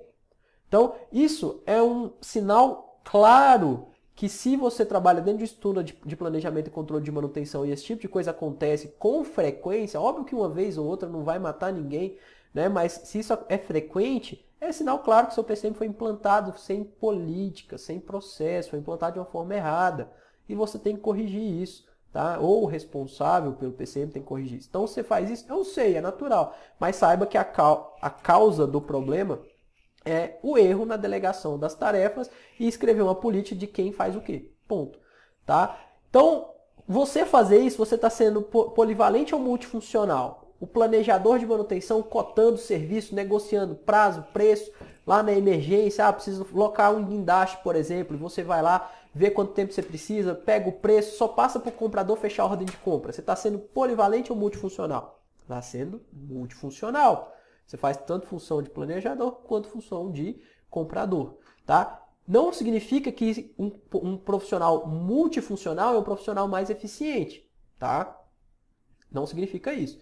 Cada um no seu quadrado. Você tem que ser polivalente. Então, dentro das funções de planejamento, saber fazer várias coisas. Um segundo item é o quê? O analista de manutenção dando baixa em ordem de serviço. Quem tem que fazer isso? Estagiário, auxiliar administrativo. Por quê? A hora do estagiário e do auxiliar administrativo, para uma tarefa repetitiva e operacional, ela é mais baixa. O custo dessa hora. Então, se você é um analista e fica se envolvendo em uma tarefa operacional, né, você está gastando mais naquela atividade. Aquela atividade está custando mais que o deveria. Tá? Outro ponto, supervisor de manutenção planejando o serviço. O supervisor de manutenção ele contribui sim para o planejamento, só que ele contribui com informação técnica. Quem planeja, o que é o ato de planejar? Dimensionar o que, o como, o quem, o com o que e o porquê. O dimensionamento desses 5 itens é o planejamento. Quem faz isso é o planejador. O supervisor ele pode contribuir com experiência e informação para responder essas 5 perguntas. Agora, ele fazer, tá errado. Se você é supervisor e isso acontece, eu sei também que é por falta da política da sua empresa não ter sido moldada dessa forma. Mas há como corrigir, sem dúvida. Se você montar um processo estruturado de implantação do PCM, um PCM que de fato funciona, cada um faz cada atividade. Tá? Depois, estagiário priorizando serviço. Quem tem que priorizar o que vai ser feito no momento que vai ser feito? Gatekeeper. E isso é muito comum, tá? É muito comum você chegar, por exemplo, quem recebe solicitação de serviço aqui dentro? O estagiário. Mas por quê? Não, porque para receber a solicitação de serviço tem que ir lá do outro lado, onde está acontecendo a falha, e quem vai lá sempre é o estagiário. O estagiário não prioriza nada, ele está lá para aprender. Tá? Quem tem que priorizar é o gatekeeper, que pode ser ou o planejador, ou o supervisor de manutenção, ou algum líder de manutenção. Tá? Tem que ter conhecimento técnico, tem que ter influência dentro da empresa, então, querendo ou não, isso aí está completamente errado. Planejador programando serviço, quem tem que fazer isso é um programador. Dependendo do porte da empresa, isso pode acontecer com frequência. Tá? O planejador pode sim ser o programador. Agora, se é uma empresa muito grande, com várias pessoas, quem tem que fazer a programação é o programador. Planejador fazendo forecast de orçamento, ou seja, apurando o que foi feito e readequando o orçamento, quem tem que fazer isso é um analista. Planejador de manutenção inspecionando os equipamentos, quem tem que fazer isso é um inspetor. Programador de manutenção planejando o serviço. Tá? Desculpa, programador de manutenção planejando o serviço. Quem tem que fazer isso é o próprio planejador. Então, o que você tem que ter em mente? Você está sendo multifuncional ou polivalente? Se você está sendo multifuncional agora, o que você vai fazer? Você vai entender quais são as atividades de outras funções que você mais faz, mais toma o tempo e começar a propor mudanças. Óbvio que você não vai falar, eu não vou fazer isso aqui mais não. Não, isso é função de fulano. Claro que não. Isso seria ser reativo. Tá? O que você tem que fazer é entender o que de fato toma mais seu tempo e ir delegando aos poucos, indo propondo sugestões. Eu sei que tem coisa que foge da sua alçada, tem coisa que foi imposto, mas saiba que se isso acontece, a estrutura de planejamento, a estrutura de PCM, ela foi dimensionada de uma forma errada. Tá? Então veja primeiro o que você faz que outras pessoas podem fazer e comece a ajustar isso de pouco em pouco. Tá? Não vai ser do dia para a noite que você vai conseguir reverter esse cenário, mas saiba que tem como reverter e é mais eficiente, mais barato, mais confiável, mais seguro trabalhar dessa forma, com polivalência e não com multifuncionalidade. Tá? Um próximo mito é: o trabalho do PCM é administrativo e burocrático. Se você tem essa visão, se a sua empresa tem essa visão, eu sinto muito, mas está fadada ao fracasso do setor de manutenção como um todo. O setor de PCM é um setor 100% estratégico na manutenção. Ele é o setor responsável por desdobramento de meta, pelo planejamento do que vai ser feito, pela programação, pela coordenação da execução em si, não coordenar a atividade, mas entender se foi feito da maneira certa ou da maneira errada. Então tudo isso o PCM faz de fato. Né? E vamos citar um exemplo aqui. Eu tenho essa meta, a meta é atingir 95% de disponibilidade de equipamento, 98% de confiabilidade com 2,5% de custo de manutenção sobre o valor de reposição do equipamento, RV. Então essa é a meta global. Qual que é o desdobramento de meta? Esse aqui, elevar o MTBF para 684 horas e diminuir o MTTR em 12 horas. Um exemplo. Treinar operadores técnicos de inspeção sensitiva, ou seja, o próprio operador vai começar a fazer isso. Depois, reduzir o número de intervenções, né? preventivas em 30% e elevar as preditivas em 30%, implantar um procedimento para gestão do estoque de manutenção, implantar um POCAIOC no plano de lubrificação. Tudo isso é atividade do PCM, tá? Quem faz de fato é o PCM. Então, esse desdobramento de metas, você pode ver que é algo completamente estratégico. O setor de PCM que vai pegar lá a meta global, que vem do planejamento estratégico da empresa, e entender como que essas metas vão ser atingidas, traçar e fazer esse desdobramento de cada micro vitória dessa para a gente chegar lá no final, aqui, ó. Chegar aqui na estratégia, na meta final aqui. Tá? Então o PCM é um setor 100% estratégico. O próximo mito é: o PCM deve responder para o departamento de produção? Não. Tá? Então, basicamente, muita gente erra com esse tipo de situação. Responder que eu falo no sentido de uma situação como essa. Tá? Ó, atenção manutenção, é necessário substituir o rolamento traseiro da correia transportadora. Então, observe como que a produção está passando o serviço para frente. Ó, ela está informando o que ela quer que seja feito. Produção não fala o que deve ser feito em relação à manutenção. Ela fala o que está atrapalhando ela quanto ao desenvolvimento e o cumprimento das atividades. Então, qual que seria a postura correta da produção? Ó, atenção manutenção, a correia transportadora está travando. Alguém pode verificar a causa? Depois vai abrir uma solicitação de serviço ali formal e o serviço vai começar ali em busca da causa. O que ele falou ali? Ele falou o sintoma da falha. Ele falou, ó, aqui ó, tá travando. Então o sintoma que tem algo de errado. Alguém pode vir aqui e corrigir isso para mim? Ele não mandou trocar rolamento. Quando você tem um cenário onde a produção dita a atividade de manutenção que vai ser feita, você tem um problema muito grave. O problema grave que você tem é o seguinte: primeiro, falta de confiança na capacidade técnica da manutenção a ponto de definir o que vai ser feito. Então tem um conflito.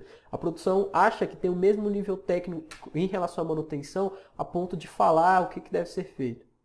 Se tem esse serviço, se tem essa situação, tem todo um cenário que está contribuindo para que esse tipo de situação reduza a moral do setor de manutenção. Então é um problema grave. Uma frase que demonstra um problema muito grave. Segundo, significa que você não tem um processo de comunicação clara de como as coisas devem acontecer em relação a o que é um sintoma, o que é um modo de falha. A produção, você tem que treinar o pessoal para que eles possam contribuir, né, na abertura da solicitação de serviço, o que de fato está acontecendo, o que de fato você tem que perseguir, qual que é o sintoma que você tem que perseguir. Por quê? Se a produção não te fala o sintoma, a manutenção vai atrás do sintoma e perde-se tempo. Quando você vai no médico, você não tem que chegar no médico e falar: nossa, doutor, tô com dor de cabeça, dor no ouvido e meu pé tá doendo. Vê aí o que eu tenho. O médico, você não chega lá mudo e fala para o médico: ah, eu quero operar aqui, fazer uma cirurgia no cérebro. Ah, eu quero fazer, sei lá, colocar uma ponte de safena, coloca aí. Não, não é assim. Você fala o sintoma, o médico analisa, dá o diagnóstico, o prognóstico e faz. Produção é a mesma coisa. Vai analisar o que precisa ser feito, né? Vai te passar o sintoma, a manutenção vai analisar o que precisa ser feito, dar o diagnóstico, o prognóstico e fazer. Então, treine as pessoas e comece a desenvolver esse espírito de comunicação dessa forma dentro da empresa. Porque senão o que vai acontecer? Vai acontecer a redução da moral da manutenção em relação a, primeiro, capacidade técnica e segundo, o pessoal da produção, nesse caso aqui, poderia, por exemplo, solicitar a troca do rolamento e você vai lá, descobre que o rolamento tá bom, você faz outra coisa e o pessoal acha que depois, não trocar o rolamento vai dar problema. O índice de confiabilidade na manutenção fica reduzido por falha de comunicação. Então, como que isso deveria acontecer?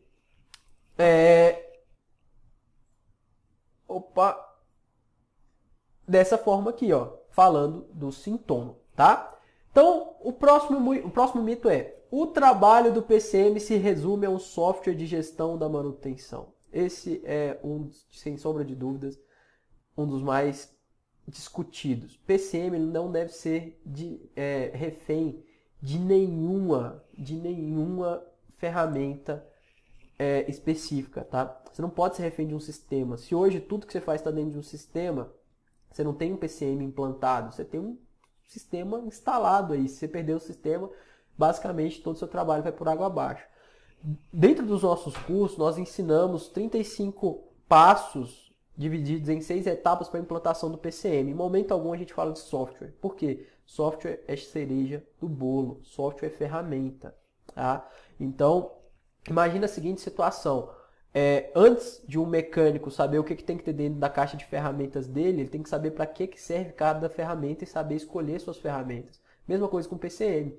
Antes de você pensar, qual sistema é bom, você tem que saber implantar e fazer toda a sistemática de planejamento e controle de manutenção funcionar no papel e na caneta, tá? Figuramente falando. Você vai traçar todas as suas estratégias, todinhas.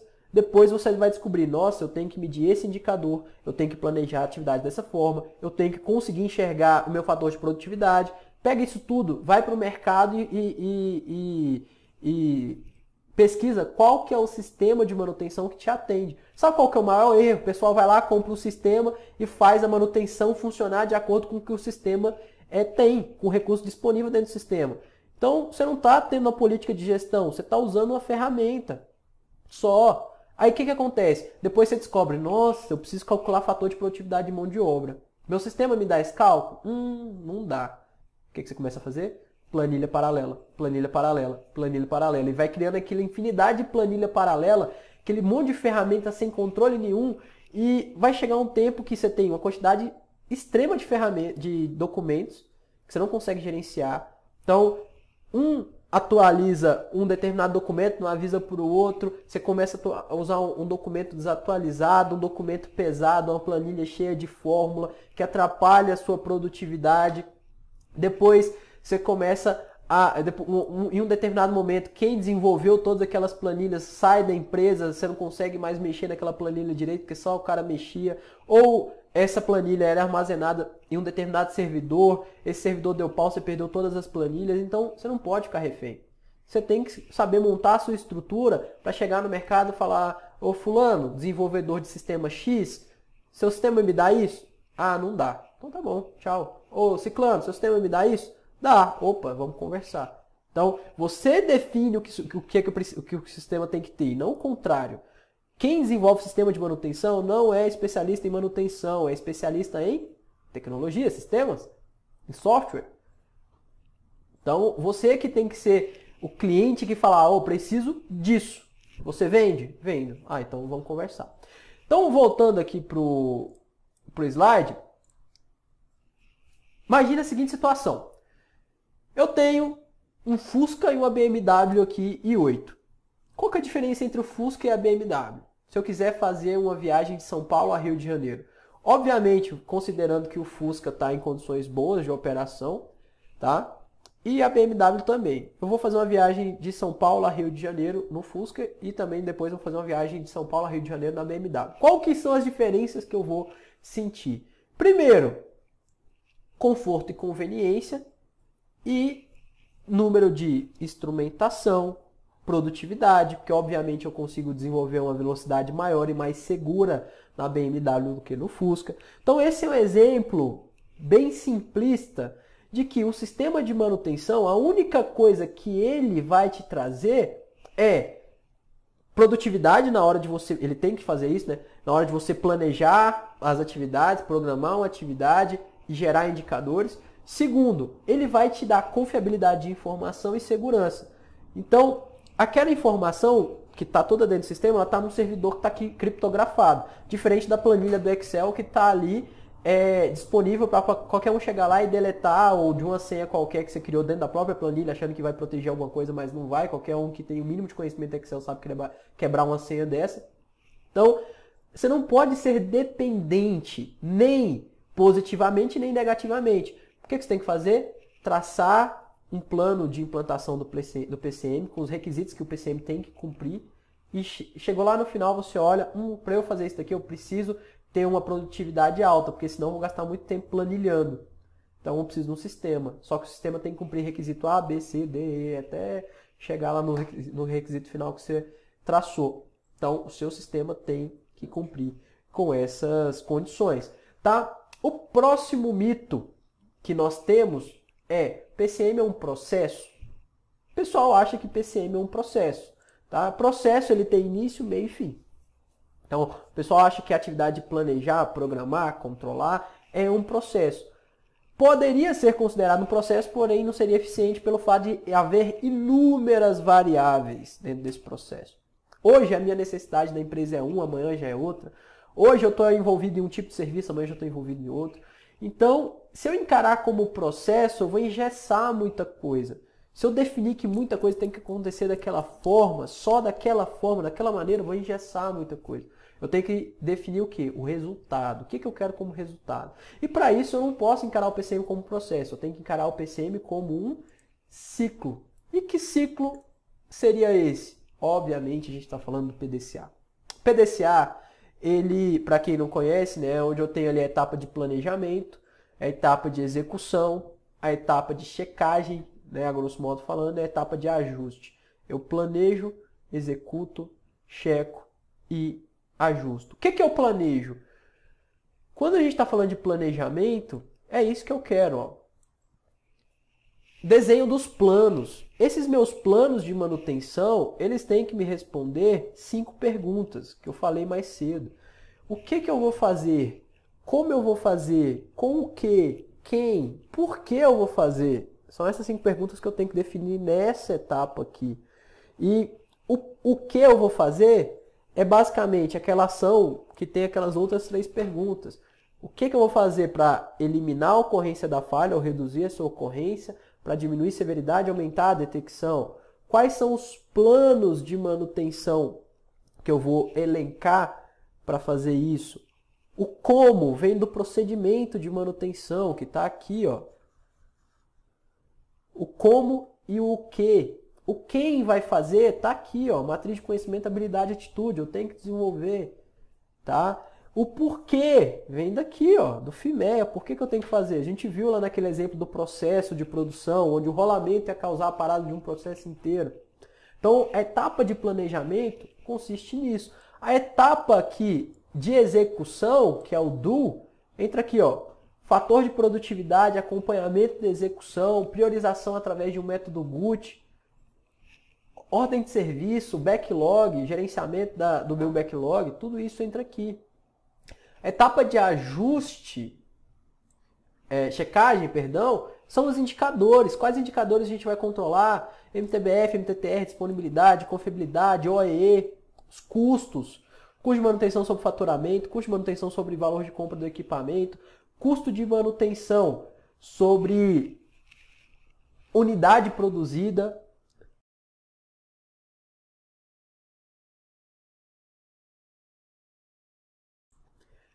eficiência do planejamento, eficiência da execução, tudo isso eu tenho que controlar.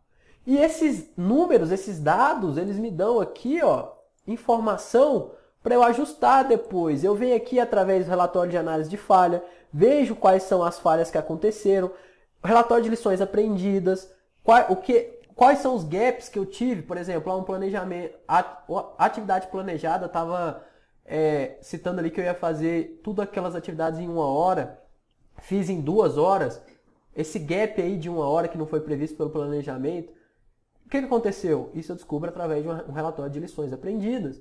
Definição das atividades para manutenção, das novas atividades que vem a revisão do plano de manutenção, o cálculo dessas novas frequências, tudo isso eu vou ajustar. Então o PCM ele é um organismo vivo. Eu tenho que revisar ele de tempos em tempos. De quanto em quanto tempo? Não tem um período ideal que eu tenho que falar, ó, vou parar e revisar tudo que a gente está fazendo. Não. A própria atividade, a rotina do PCM é de melhoria contínua. Isso aí nunca para. Tá? Então, eu tenho que ter uma política onde eu consiga girar esse ciclo aí. Esse ciclo não é um procedimento de implantação não, tá? Isso aí é só mostrando como que esse PDCA gira, com base no que o PDCA gira. O procedimento de implantação é outra história. Então, eu tenho que fazer isso funcionar. Como que eu sei que isso está funcionando? Qual foi a última vez que você revisou o plano de manutenção de um determinado equipamento? Você parou a empresa inteira, você parou suas atividades para revisar. Isso aconteceu naturalmente, de acordo com a informação que veio da execução, passou pela etapa de controle, você gerou um indicador e tomou a decisão. Olha, a gente tem que atualizar essa informação lá dentro do plano. Então, isso é ter um PCM implantado, é fazer isso funcionar automaticamente. Tá? Muitas pessoas confundem, acham que eu tenho que sentar, parar e falar, ó, janeiro eu vou revisar o PCM. A única coisa que você vai conseguir fazer é arrumar mais trabalho, tirar algumas pessoas das suas funções, né? E criar uma determinada confusão, porque antes você fazia algo de uma forma, agora vai fazer de outra. Isso aí tem que ser dia a dia, e alterando aos poucos, e mexendo e ajustando pouco a pouco. O último mito e o mais importante, na minha opinião, é esse aqui, ó. Santo de casa não faz milagre, tá? Então, é um mito que a maioria das pessoas falam essa frase, algumas até com um certo orgulho, uma certa convicção, e isso é uma das piores coisas que a gente pode ter como cultura, desenvolver dentro da cultura da manutenção, é imaginar que um santo de casa não vai fazer milagre. Como assim? Todo mundo que está dentro do setor de manutenção, não existe nenhum especialista maior do que quem já está ali dentro da empresa. Você é o especialista da sua área. Hoje, você não pode ser o especialista no equipamento, o maior especialista no mundo naquele tema, mas você é o responsável daquele momento, você conhece a cultura da empresa, você conhece a rotina, você conhece as pessoas e ninguém melhor que você para promover resultado ali dentro. Tá? Uma consultoria pode te ajudar? Claro, mas o que a consultoria vai te levar? Conhecimento técnico. Tá? Conhecimento técnico. Como colocar esse conhecimento para funcionar dentro da sua empresa vai ser você que vai definir. Você conhece. Você sabe o que acontece ali dentro. Então, você é o especialista. Você, de fato, é o cara que opera o milagre ali dentro. Então, eu falo isso na posição de consultor. Se eu quisesse vender consultoria para você, eu poderia muito bem falar o contrário. Mas não. Você é o cara que vai pegar todo aquele conhecimento externo, técnico e implantar ali dentro. Então, nada mais é do que você é o santo que opera o milagre lá dentro da empresa. E não sou eu que falo isso. Não sei se você conhece esse senhorzinho aí. Se trata do Vicente Falcone, um dos maiores consultores e referências que nós temos no Brasil, tá? Na área, não só na área industrial, mas consultor de gestão. Falcone tem uma carreira imensa na área de gestão, tá? Industrial, começou aí na siderurgia, mas depois transformou a Ambev no que ela é hoje praticamente, tá? Experiência no governo, então tem muita experiência e ele afirma uma frase muito simples, porém cheia de significado. 70% do resultado é gente, tá? Então você é parte do resultado. 70% do resultado está na sua mão, que é pegar o que você aprendeu e começar a implantar. Não ser totalmente conivente, concordar com aquilo que está errado. Se você sabe que está errado, você vai fazer o quê? Propor solução, propor melhorar de pouquinho em pouquinho, mas 70% do resultado é gente. Tá? Então treine as pessoas, treine o seu time, pegue o que você aprendeu nessa aula de hoje e basicamente passe para frente, desenvolva o pessoal, para você ter um background de pessoas, para poder colocar tudo isso que você aprendeu para de fato funcionar. Tá? E tem algumas atitudes que vão completamente na contramão da excelência. Por exemplo, mas lá eu sou sozinho, eu tenho que fazer tudo. Primeiro, ok, só não reclama disso, tenta propor soluções. Ao invés de reclamar que você tem que fazer serviço de 3 ou 4 pessoas, proponha soluções. Como que você pode ajudar a solucionar esse problema? O quanto a empresa perde de dinheiro com isso? Já mostrou para alguém? Calcula quanto a empresa perde dinheiro e mostra para as pessoas. Isso é um idioma que todo mundo conhece, né? Linguagem dos negócios. Dinheiro, todo mundo sabe. Se está ganhando, se está perdendo, todo mundo sabe se a empresa está ganhando dinheiro, as coisas estão sendo bem feitas. Se a empresa está perdendo dinheiro, as coisas estão sendo mal feitas. Vê quanto que a empresa perde dinheiro só tendo que te colocar em algumas situações que não são o correto de se trabalhar, tem formas mais eficientes, mais baratas de se trabalhar. Tudo isso você tem que levantar, tá? Então 70% do resultado. Aí, gente, tá? Muitas pessoas me perguntam como que faz de fato para implantar esse setor de planejamento e controle de manutenção partindo do absoluto zero. Eu tenho várias formas de te ensinar para fazer isso. A primeira forma, e assim, aqui dependeria muito pouco de mim, mas muito mais de você, é o meu livro, Planejamento e Controle da Manutenção Descomplicado.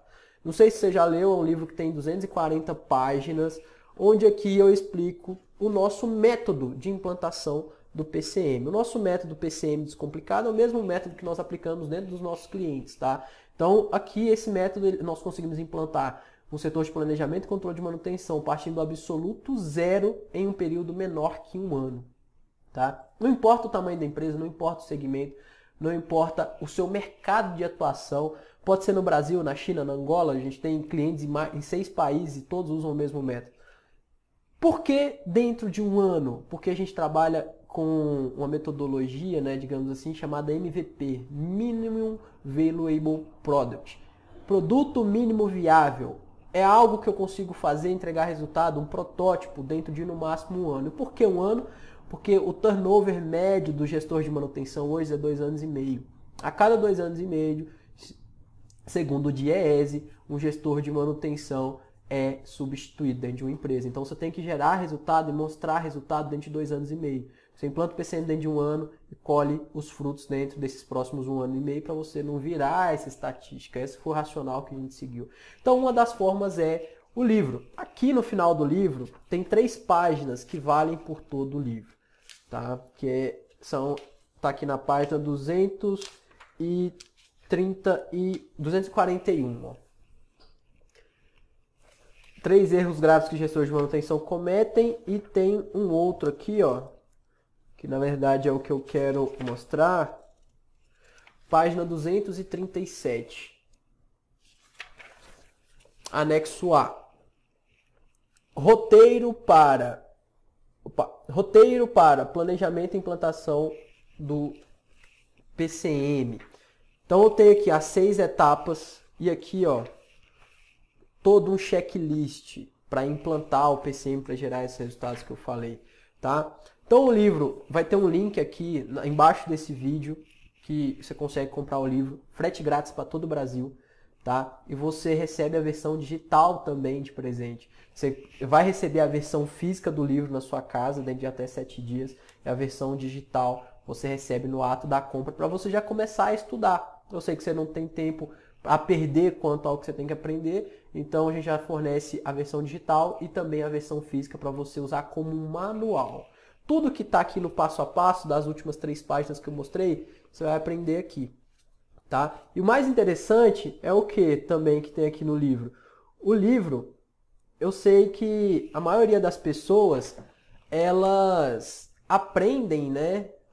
Elas absorvem apenas 5% do que leram, segundo o William Glasser. O que a gente fez? A maioria dos capítulos tem aqui, ó, uma aula disponível sobre o tema. Você consegue assistir uma aula.